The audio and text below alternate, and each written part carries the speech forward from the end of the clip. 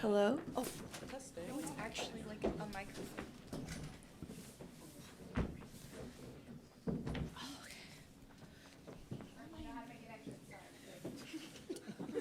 Okay, if you have a question for Kennedy or Emily, please raise your hand. Um, Go ahead. Hi, my name is Mareli. I'm with Kids Scoop Media. How is it having a new coach mid-season? It's interesting, I think that we were ready for a little bit of change and have a little bit of an excitement with a new coach coming in. We weren't really know what we were to be expected, but him coming in, it's kind of been like a big flip. He comes with the aggression. He kind of came in knowing what he wanted, and I think the way that he came in, we all just kind of took to that and we listened, and we know that it's not going to be perfect the first week, but I think we really showed that the implementation of what we did throughout the week, and we really appreciate him and how he is coaching so far. Thank you. Damien. MA, right there. Hey, Hi. we start with you first. It seemed to be we thought your hand hit the ball there, maybe for a penalty kick there. You didn't call it. And then you scored the tying goal. Walk us through the emotions there for the last 10 minutes there for you. Yeah, I think going down 2-1, I think there was definitely some high emotions, and that's kind of like the point in the game where you can either kind of deal with what's happening or you can kind of slow down a bit. And I think we took time to regroup, came in together, and we're like, we're not backing down. We're either going to win this game or we're going to tie it up. And I think with Alex coaching now, he kind of wants everyone to get high and into the box, and as soon as the ball goes forward, we're all kind of squeezing. And so I just kind of took the opportunity to get in the box, and I saw the shot and I took it. Did you think they were going to call a penalty on you though? No, I had confidence. And Kennedy, you just came back today? Not today, right? No. Yesterday? No, I came back on, oh my gosh, I don't know my days, like 2 days ago. Okay, so Thursday. Yes, Oh. after the third game, Oh. our group game. Okay. How did you feel out there tonight? And then walk us through your goal there. It seemed it was set up there perfectly for you. Oh the yeah, deflection. it's so fun. I love playing with this team so much. I think, like MA said, with the new coach, it's been super fun to learn, and I think we've learned a lot this week, and it's been coming back from international break, and kind of we were a little bit dumped on with information, and for us to be able to like perform, I think, with the things that he was implementing was really good, and I'm very proud of our team. And the goal, Julie really played a nice ball in, and Alyssa's run kind of allowed me to be open, and I finished. Everyone else did the job for me. Go ahead. Oh, John. For either one of you, but maybe Kennedy, since you just mentioned the information dump that you received this week, just how difficult is it when you have a new coach coming in, they have these new ideas, you have to be natural playing, but also be thinking about what the coach has been telling you throughout the week in a new system? Yeah, I think the first thing I saw on social media was actually Alex saying, we want you to be you in like the structure that we have, and I think I think a lot of us have freedom within our structure, and that's something that I am like really thankful for, because that's something that as a player, that's what you look for.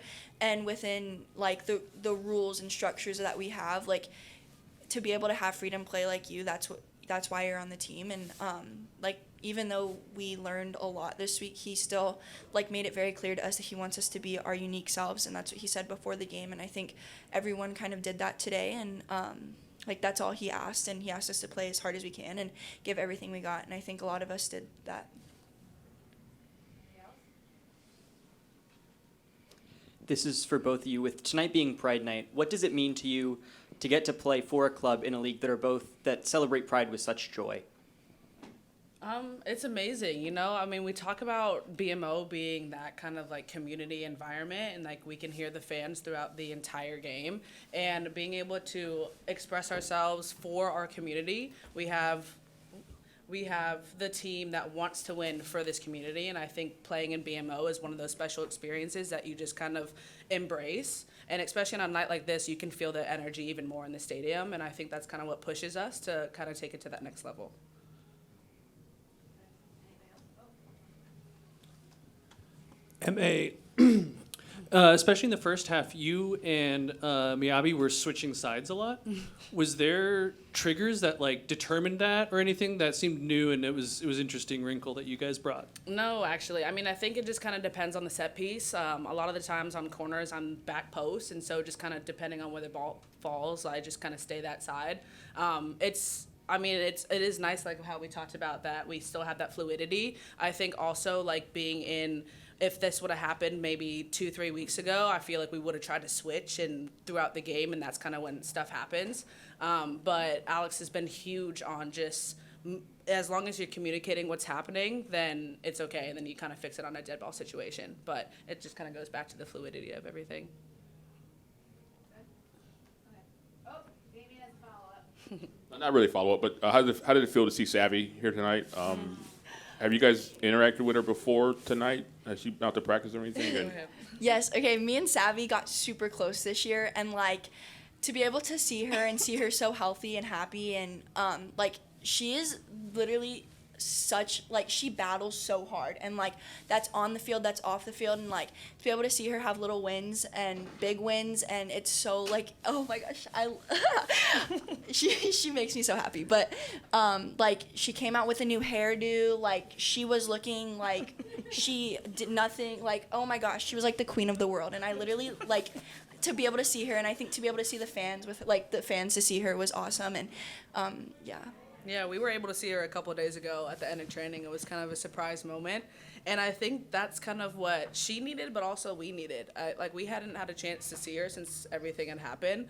And I think we were all holding a lot of that while we were playing. And I think just being able to see her and see her smile and see her so radiant and just back to being herself, it was just kind of like a breath of fresh air for us to then be like, okay, wait, like we're okay. Like she's okay. And just kind of take it into this game and have like fun today. Great. Thank you. Thank you, guys. Hi, my name is Marely. I'm with Kids Scoop Media. Welcome to Angel City FC. How challenging is it to come into a team mid-season and like to motivate them? Two questions there. I'll start with the last one. Answer the last one. That's not a problem to motivate them. We go and you play at the stadium in front of all of these people and all of these fans, which it was a great experience coming here. I played at big stadiums before in Europe, in Barcelona and in München and in different places where there are huge stadiums. But the atmosphere here, you felt like it's 50,000. So to motivate players to go out and play in front of these fans, then I think we have the wrong players and the wrong people. It should be not normal, and it should come out of itself. So to come out, and the same is for me. And maybe so I get sometimes a little bit excited and engaged on the sideline because you really want to perform for the people and everybody here. So it was a nice experience to get the first game out of the way, and it is not easy to come mid-season, and at least when you come mid-season and in an international break where you get the players back for one training session and then you're going to go out and play a game in the NWSL.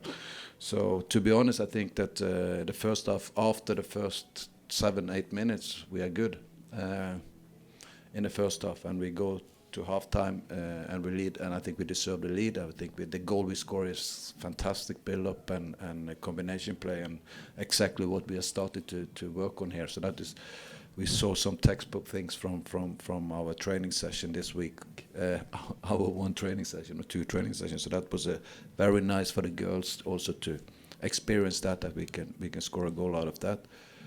And then we gave it away in the first 25-30 minutes of the second half, and that's not normal. That's new to me, and I need to look at it, how we can help the players and to go out in the second half and not control it the same way that we did in the first half, in the first 25 minutes, and then they score one goal, unfortunate. Goal from that cross, first a throw in and a cross that cannot be a goal, and the second a shot from distance.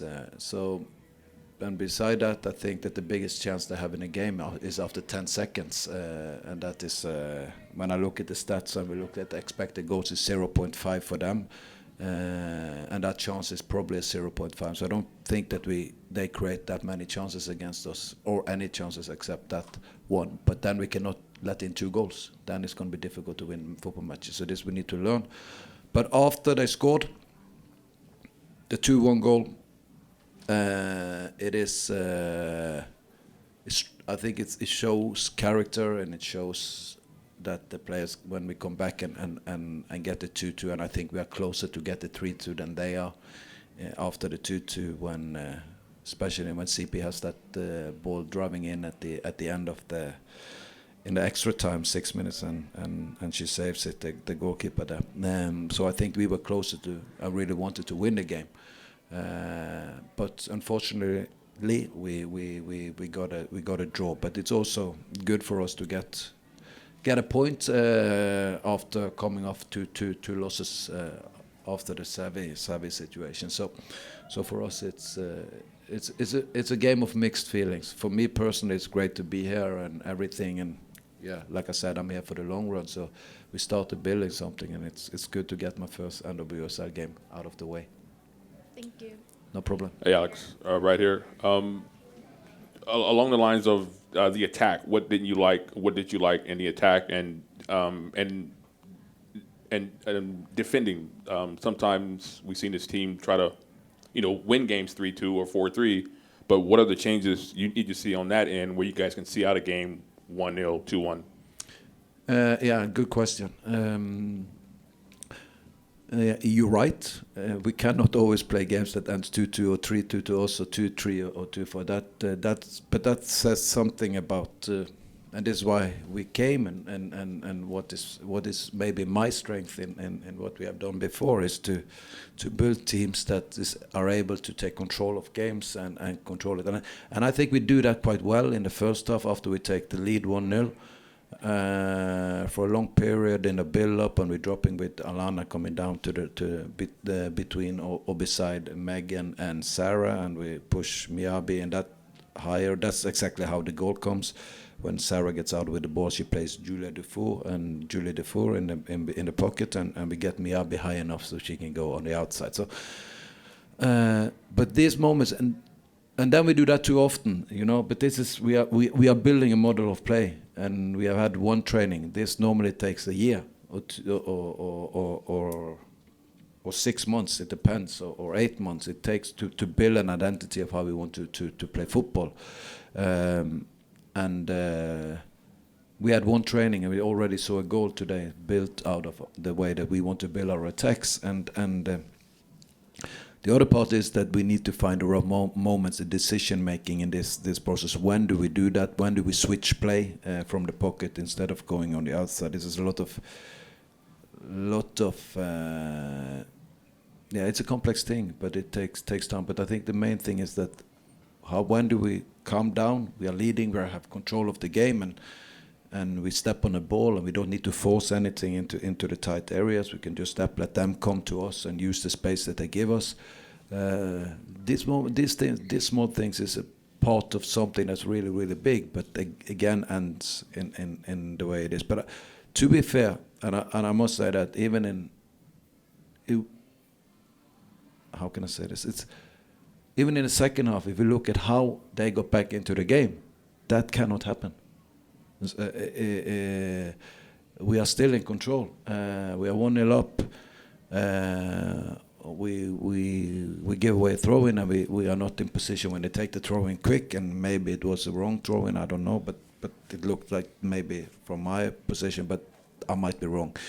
But then it's a cross from the line, and it becomes a goal, and it of course things happen. We are people, and things happen, but it cannot happen too often, if I can put it like that. And maybe these things has happened, not with the situation like that, but and it's not like a goalkeeper thing or the cross goes in. It's many things, 2 or 3 things, because if you make one mistake in this, we can always fix it. But when it's 2 or 3 or 4 in the same attack, then it's hard. Then it's going to be a goal in the end. So it's 1-1. I was maybe very, very disappointed that they scored the 1-1 and the 2-1. Yeah, maybe even more disappointed. But after that we came back, and there is a situation, and maybe if they get that one, it could be 3-1, and then it probably would be over. But I think after that we get the momentum. We make some changes. I think Casey Fair came on today and made a really, really good impact. And from a teenager coming on like that and showing that presence that she did, it was amazing. So I think also Madison Hammond came on and also took a little bit more control of the game when we needed it. So this is all of these things are good to have in our team, that we see that we when we need to make changes, we did it. And this is also needs to be said. There's also a difficult game for us as a team and as a unit, because it is, we come with a lot of players who came back from national team midweek, and there is a risk of them getting injured. So we have a good and close connection with our medical team. So there's a lot of things that we need to take into consideration when we pick the team and when we make the substitutions. There is no coach in the world who would like to take off Alyssa Thompson after 60 minutes in a game you're chasing, but we have to, because we cannot lose Alyssa for 3 months. She's one of the best in the world, so we have to do that, and that is that's a call that's made by the people who knows those things. I'm just a football coach, but the people who can take care of them medically. So. And the same is with the Kennedy, Fuller, and so there is a lot of things. And Miyabi came back from an injury, so there are something that's fixed in minutes. So we have to make change. Same with CP, she also come back from an injury. So it's back of an injury, and from after the game she played in. I don't remember, that's before my time. But so she is cleared for some minutes. So all of these things gets into consideration. And today, it was a lot of these things were fixed.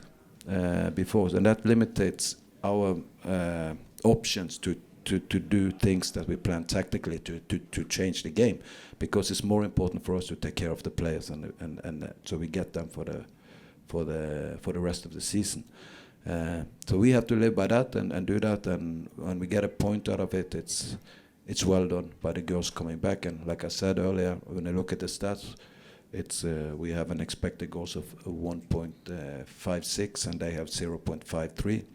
So we should have won this game, and we also control the possession. We are 62 against 38% possession, and we look at all the numbers except the result. We should have won this game, and this is what we need to learn, and this is what we need to teach, is to get these numbers into points. I just wanted to, first of all, welcome to the league officially. I just wanted to get your perspective on the penalty non-call real quick. It looked like, initially it looked like a straightforward penalty call. The arm is extended away from the body. Was anything communicated to you as to why that wasn't given, and what was your view of that situation?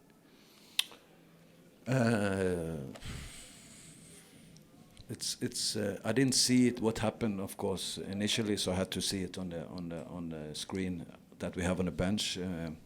For me, I understand that it's going to be debated from the Chicago situation. I think that maybe the referee did a good call, and I would tell it. And this might sound like they didn't get a penalty, so it is. I'm biased, but the thing is, the way I see it and the way I looked at the decision was made is there is, if I remember right, and don't hold it against me if it's wrong, but what happens? There is a cross into the box, and it is a free kick on Meg Reed. There's a push in her back, so she loses her balance, and it hits her leg, and it goes up to her hand.